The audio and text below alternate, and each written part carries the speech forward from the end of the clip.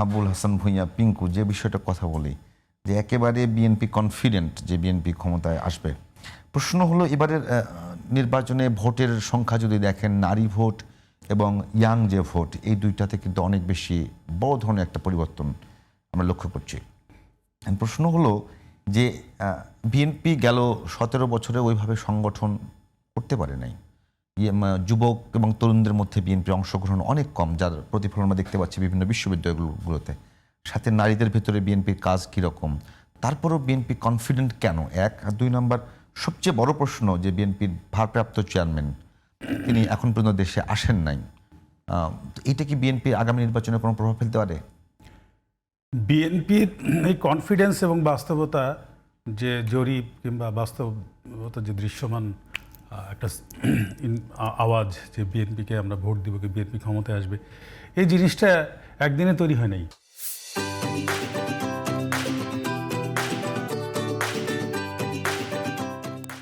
বিএনপির এই কনফিডেন্স এবং বাস্তবতা যে জরিপ কিংবা বাস্তবতা যে দৃশ্যমান একটা আওয়াজ যে বিএনপিকে আমরা ভোট দিব, কি বিএনপি ক্ষমতায় আসবে, এই জিনিসটা একদিনে তৈরি হয় নাই। এই জিনিসটা দীর্ঘ বহু বছর লড়াই সংগ্রামের মধ্যে দিয়ে অর্জিত হয়েছে। না, আপনারা তো কাজ করছেন। দুইটা কথা বলি, নারী এবং যুবকদের মধ্যে বিএনপির অবস্থান অনেকগুলো। আমি আসছি এখানে, আপনি যেহেতু প্রশ্ন করেছেন, হাসিনার বিরুদ্ধে কারা লড়াই করেছে, অর্থাৎ একটা স্বৈরাচারের বিরুদ্ধে কারা লড়াই করেছে? মূলত দৃশ্যমান লড়াই তো করেছে বিএনপি, যেখানে ইলিয়াস আলী, চৌধুরী আলম থেকে শুরু করে আমাদের জনি, মানে যাদেরকে গুম করা হয়েছে, ক্রসফায়ার করে হাজার হাজার নেতাকর্মীদেরকে এইভাবে পেট ফেরে তারপর নদীতে ভাসিয়ে দেওয়া হয়েছে। আজকে সেই সমস্ত ক্রিমিনাল যারা এগুলি করেছে তারা এখন জেলের মধ্যে আছে, তারা এখন কারাগারে, তাদের বিচারের মুখোমুখি হয়েছে। এই বাস্তবতার কারণে কিন্তু একটি স্বপ্ন কিন্তু বেঁচে ছিল, সেটা দেশনেত্রী বেগম খালেদা জিয়া যেমন জেলে ছিলেন, যে কনসেপ্ট নিয়ে যেটার উপরে, সেটা হচ্ছে যে আমি যদি এই স্বৈরাচারের হাতে যদি হাত মিলাই, তাহলে এদেশের গণতন্ত্র, এদেশের স্বাধীনতা, সার্বভৌমত্ব আর থাকবে না। সুতরাং আমি মরে গেলেও আমাকে মরে যেতে হবে, কিন্তু তা না হলে এদেশের মানুষ যে 1971 সালে রক্ত দিয়ে স্বাধীন করেছিল এই দেশ, সেই স্বাধীন ভূখণ্ড আর থাকবে না। এবং সেটা ছিল সত্যি। সেই বাস্তবতার আলোকে দেশনেত্রী বেগম খালেদা জিয়ার ওই আপসীন এবং ওই যে ঐতিহাসিক নেতৃত্ব, সেই নেতৃত্বের কারণেই এবং তার সন্তানেরা, তার মাঠের নেতাকর্মীরা যেভাবে জীবন দিয়েছে অকাতরে, সেটা তো 17 বছর সেই লড়াই সংগ্রামের মধ্যে দিয়ে তো একটি ভিত্তি রচনা হয়েছিল। সেই ভিত্তির উপরে দাঁড়িয়েই তো সর্বশেষ যে আন্দোলনের যে ফসল আমরা ঘরে তুললাম এই ছাত্র জনতা মিলে, সেটা কিন্তু ওই শক্ত ভিত্তির উপরে দাঁড়িয়েই কিন্তু এই যুদ্ধটা হয়েছিল। এখন বিভিন্ন রকম প্রশ্ন কিন্তু ডানে বামের থেকে এসেছে। ভাই যেটা বলেছে যে তারেক রহমান সাহেব কেন দেশে আসেন না, আপনি বলেছেন যে সে আর মির্জা ফখরুল তো এক জিনিস না।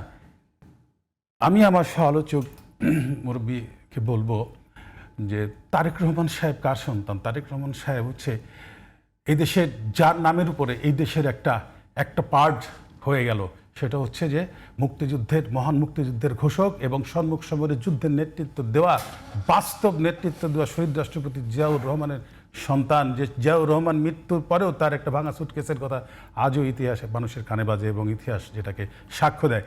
সেই মানুষটা, সেই সৎ মানুষটার সন্তান তারেক রহমান।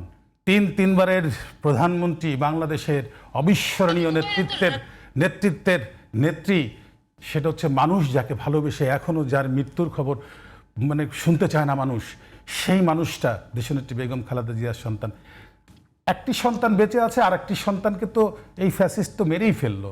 তাকে অত্যাচার করে তাকে মানসিক যন্ত্রণা দিয়ে, তাকে খাবারের সাথে বিষ প্রয়োগ করেও তাকে বিদেশে তাকে নাকি হত্যা করা হয়েছে। এটা খুবই আমরা বিশ্বাসযোগ্য মনে করি। একটা সন্তানকে মেরে ফেলেছে, আর একটা সন্তান। খালেদা জিয়া তো বেঁচে থেকেও বয়সের কারণে সে তো এখন নুজ্জ, তিনি তো আর আগের মতো আর নেতৃত্ব আর সেইভাবে করে দিতে পারবেন না। তাহলে কে রইল? বাকি রইল তারেক রহমান সাহেব। এই তারেক রহমান সাহেবকে যদি কোনো রকমভাবে দৃশ্যপট থেকে সরিয়ে দেওয়া যায়, তাহলে আপনি এই দেশের যারা ষড়যন্ত্রকারী, যারা মনে করে যে বিএনপিকে যদি নেতৃত্ব, তার মানে কি দাঁড়ায় না যে বিএনপির নিয়ন্ত্রণ নেই বাংলাদেশে? আমি আমি তো বিএনপির কথা পরে আসতেছি। বিএনপির নেতৃত্ব নিয়ন্ত্রণ না, নিয়ন্ত্রণ কি হবে? নিয়ন্ত্রণ ছিল শেখ হাসিনার ফ্যাসিজমের হাতে। সব দলের নেতাকর্মীদের যদি নিরাপত্তা থাকে, বিএনপি নেতাকর্মীদের দূরত্ব। আপনি তো প্রশ্ন করলেন যে সবাই আর তারেক রহমানকে এক জিনিস নাকি? সেটা আপনাদের সমস্যা। তারেক রহমান মানে সেটা দলের সমস্যা, মানে আপনার দলের নেতৃত্বের মানে ইয়ে নেই আর কি। মানে ধরেন আপনার নিরাপত্তা ঝুঁকি বেশি, আপনাদের পক্ষ থেকে সেই নিরাপত্তা ব্যবস্থা নাই।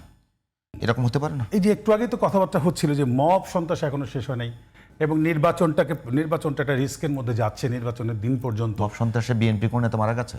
মব সন্ত্রাসটা তো আছে, বিএনপির নেতা বলে কথা না, মবটা যেহেতু আছে যেটাকে কন্ট্রোল করার মতো এই দেশে কোনো শক্তি, এখন পুলিশ কাজ করে না, আর্মি কাজ করে না, তাহলে তো আর এই মব থাকতো না। এই মব সন্ত্রাসের কারণে একটা নেতাকে যদি ষড়যন্ত্রকারীরা যদি বধ করে ফেলতে পারে, তাকে যদি মেরে ফেলতে পারে, যে আপনিই বললেন যে পাকিস্তানে বেনজির ভুট্টোকে হত্যা করা হয়েছিল, হত্যা করার পরে বেনজির ভুট্টো তো she could not come back.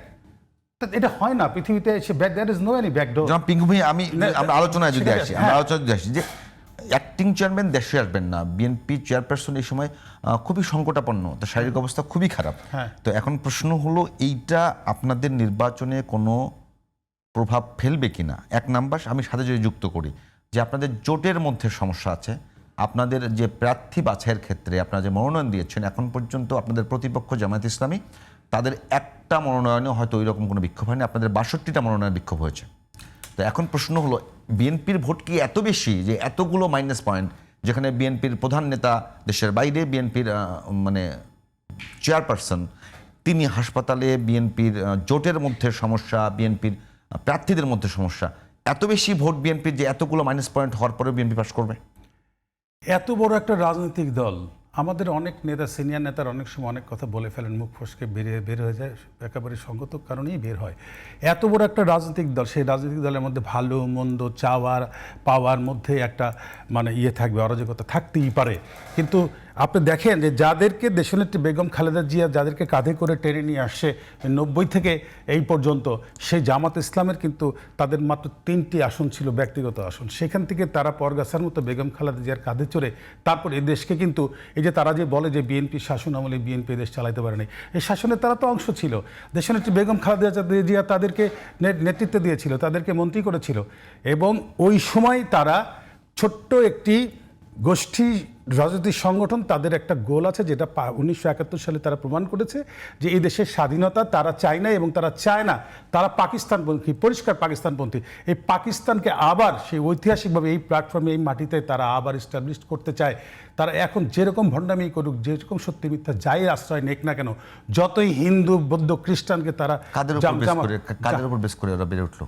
হ্যাঁ, এই যে পাকিস্তানপন্থীরা কাদের উপর বেস করে বেড়ে উঠেছে? মানে তারা তো ছোট গোষ্ঠীকে অনুমতি দিয়েছে, জিয়াউর রহমান তাদের সঙ্গে জোট করেছে, খালেদা জিয়া তাদের সঙ্গে আপনার আন্দোলন করছেন, জোট করেছেন। তো এই গোষ্ঠীকে তো পুরোপুরি মানে যদি সব ধরনের সাপোর্ট বিএনপি, আপনি তো প্রশ্ন করছেন 100 প্রশ্ন করে ফেলেছেন, প্রশ্নগুলি একটা ছোট করে রাখেন। সেটা জিয়াউর রহমান যদি তাদেরকে রাজনীতি করার সুযোগ দিয়ে থাকে, it was great achievement, it was great মানে মানসিকতার পরিচয়। সেটা হচ্ছে যে যেখানে বাকশাল করে দেশের রাজনীতিটাকে সম্পূর্ণরূপে বন্দি করা হয়েছিল বাক্সের মধ্যে, একটি দল ছাড়া আর কোনো দল এদেশে রাজনীতি করতে পারবে না, সেই বাকশালের পেট চিরে, আমরা তো বলি তো বাকশালের পেট চিরে জিয়াউর রহমান।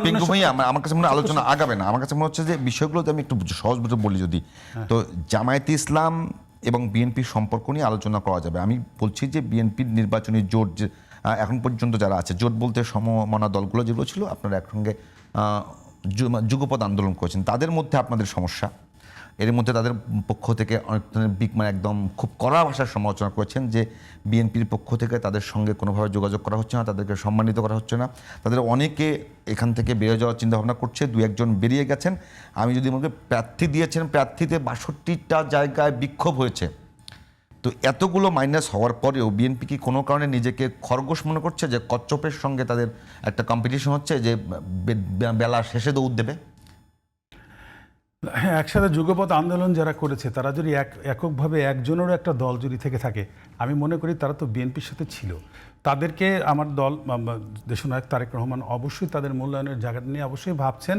আমি মনে করি না এখানে কিছু ব্যত্যয় ঘটতে পারে। এখন একটা জায়গায় দেখেন, এখানে কিন্তু উচ্চকক্ষ নিম্নকক্ষের একটা বিষয় এসেছে কিন্তু তারপরে যদি এদেশের বিএনপি যদি একটা সরকার গঠন করে, তারেক রহমান সাহেব সবাইকেই কোনো না কোনোভাবে কিন্তু সম্মান করবে, চেষ্টা করতেছেন আপনারা? না, করতে পারে। এখন আপনি 300 আসনের মধ্যে আপনি তো 600 লোককে তো এখানে অ্যাকোমোডেট করতে পারবেন না। আমি নিজেও তো মনোনয়ন চেয়েছিলাম ফরিদপুর থেকে, এখন কি আমি কি যুদ্ধ করবো যাকে আমার দল থেকে মনোনয়ন দিয়েছে?